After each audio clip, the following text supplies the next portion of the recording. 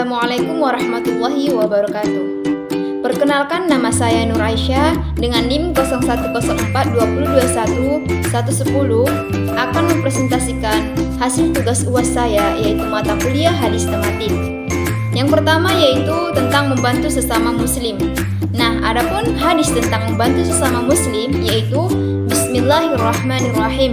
An Abi Hurairah radhiyallahu anhu, 'anin Nabi sallallahu alaihi wasallam, qala man naffasa 'an mu'minin qurbatan min qurabid dunya, naffasallahu anhu qurbatan min qurabi yaumil qiyamah, wa man yassara 'ala mu'siri yassarallahu alaihi fid dunya wal akhirah. Nah, yang artinya diriwayatkan dari Abu Hurairah radhiyallahu anhu dari Rasulullah sallallahu alaihi wasallam bahwasanya beliau bersabda, barang siapa yang meringankan kesulitan besar seorang muslim di dunia, maka Allah akan meringankan kesulitan besarnya pada hari kiamat. Dan barang siapa yang memudahkan orang yang kesulitan, maka Allah Subhanahu wa taala akan memudahkan untuknya kesulitan pada hari kiamat. Barang siapa yang memudahkan orang yang sedang kesulitan, maka Allah akan memudahkan urusannya di dunia dan di akhirat. Barang siapa yang menutupi aib seorang muslim, maka Allah Subhanahu wa taala akan menutup aibnya di dunia dan di akhirat. Dan Allah Subhanahu wa taala menolong seorang hamba selagi hamba tersebut menolong saudaranya. Hadis riwayat Bukhari dan Muslim.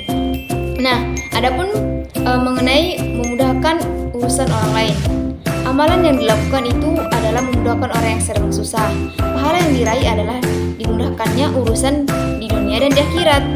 Sementara kita mengetahui bahwasanya urusan akhirat adalah urusan yang berat, maka marilah kita membanyak-banyak membantu urusan orang lain, memudahkan urusan mereka sebagaimana yang dianjurkan oleh Rasulullah SAW.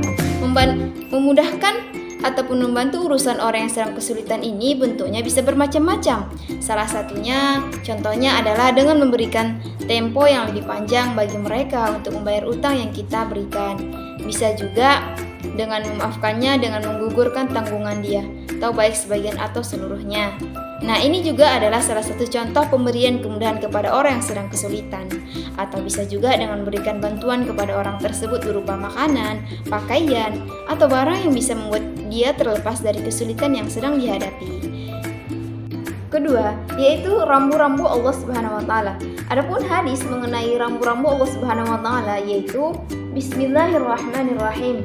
An Abi Tha'labah al-Khushani Yurthumi bin Nashirin radhiyallahu anhu, an Rasulillah sallallahu alaihi wasallam qala, inna Allah ta'ala farada faraid idha fala tudiyuha wa hadda hududan fala ta'taduha wa harrama asya afala tantahikuha wa sakata an asya'a rahmatan lakum ghayra nisyanin fala tabhasu anha.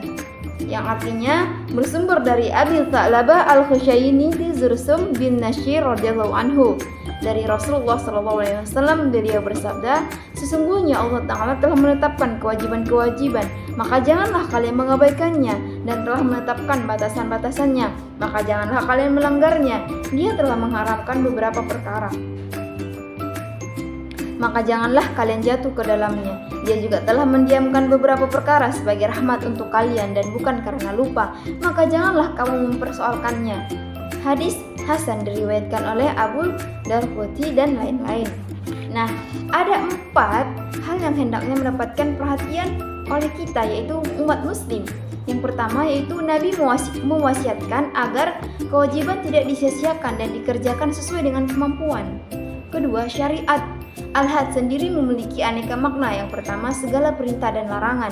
Larangan untuk tidak melampauinya berarti larangan untuk menyelisihi perintah atau larangan tersebut. Kedua, hukuman yang telah ditetapkan oleh syariat seperti hukuman bagi pezina, orang yang minum khamar, mencuri dan menuduh orang lain berzina. Janganlah kita menambah atau mengotak-atik hukum tersebut. Nah, ketiga itu yaitu segala yang diharamkan, yang itu maksudnya segala perkara yang diharamkan oleh Allah dan Rasulnya dijanjikan ancaman bagi pelakunya. Nah, keempat, perkara yang didiamkan, maksudnya ialah tidak disebutkan nas yang melarang atau memperbolehkannya. Larangan ini berlaku secara lugas di zaman Nabi SAW ketika wahyu masih diturunkan. Hal ini karena pertanyaan dapat mengundang turunnya hukum yang memberatkan. Ketiga, hadis tentang pawai Aceh. Adapun salah satu hadisnya yaitu Bismillahirrahmanirrahim.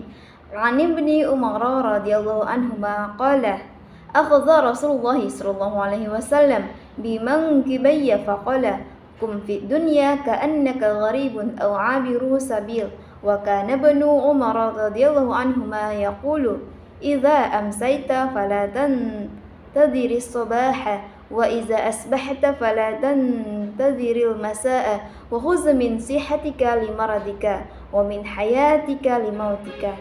Nah, yang artinya yaitu bersumber dari Ibnu Umar radhiyallahu anhu berkata, Rasulullah SAW memegang kedua pundak saya seraya bersabda, hiduplah engkau di dunia seakan-akan orang asing atau pengembara.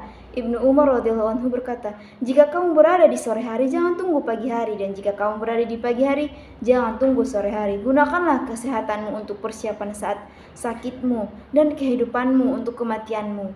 Hadis riwayat Bukhari. Nah, adapun hadis ini jadi dasar agar kita tidak panjang angan-angan. Dunia ini hendaknya tidak dijadikan negeri dan tempat tinggal, sehingga kita jadi merasa tenang ketika berada di dalamnya. Hendaklah dunia hanya dijadikan tempat persiapan, peralatan untuk perjalanan. Untuk itu, perlulah kita merencanakan bekal apa yang akan kita bawa ke tempat tinggal kita sebenarnya, dan melaksanakan ataupun melaksanakan semua rencana yang kita siapkan untuk mencapai tujuan kita, yaitu bahagia dunia dan akhirat. Dunia bagi seorang mukmin bukanlah negeri untuk menetap, bukan sebagai tempat tinggal. Itu antara kebajikan dan dosa. Nah, adapun hadis tentang antara kebajikan dan dosa yaitu Bismillahirrahmanirrahim.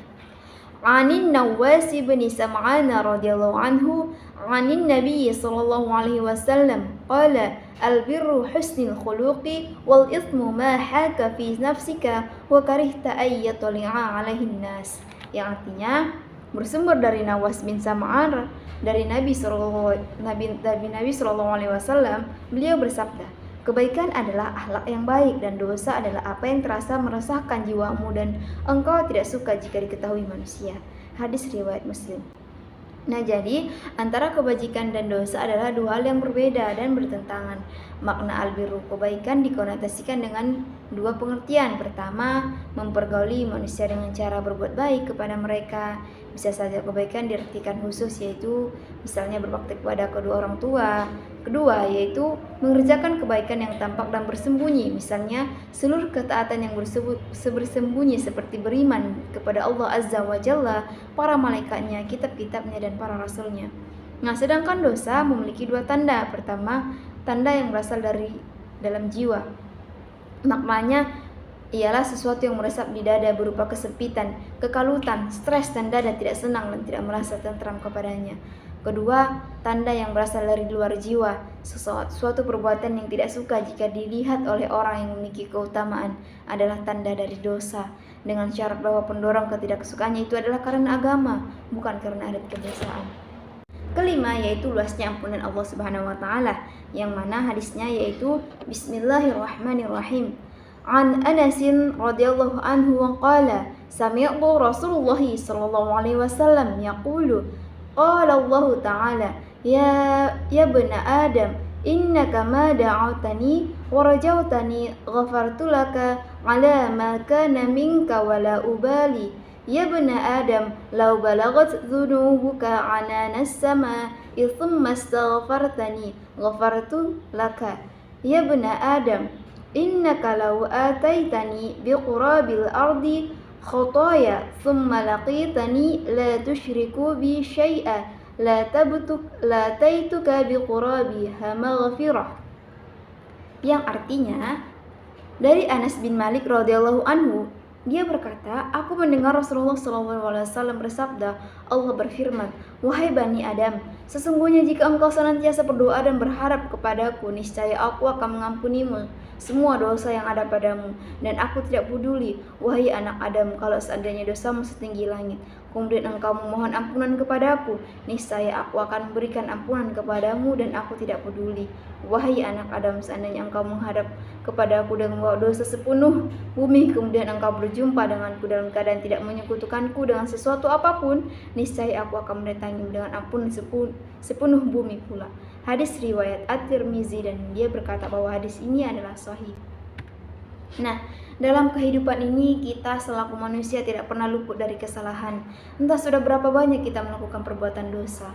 Jika dihitung dan dicatat perbuatan dosa kita setiap hari, pasti dalam sebulan mungkin kita akan mendapatkan catatan dosa kita setebal kamus. Siksaan Allah sangatlah pedih.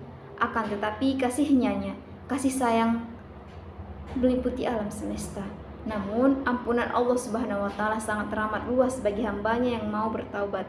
Selama dosa itu bukan menyekutukan Allah Subhanahu wa Ta'ala, maka Allah akan mengampuni dosa itu sebesar apapun dosa itu. Oleh karena itu, sudah seharusnya kita tidak boleh berputus asa. Ampunan dan rahmat Allah Subhanahu wa Ta'ala sangatlah teramat besar. Bahkan Allah Subhanahu wa Ta'ala telah memaklumi akan sifat kita selaku manusia yang suka berlebih-lebihan. Alhamdulillah, telah selesai presentasi dari saya. Akhirul kalam, wassalamualaikum warahmatullahi wabarakatuh.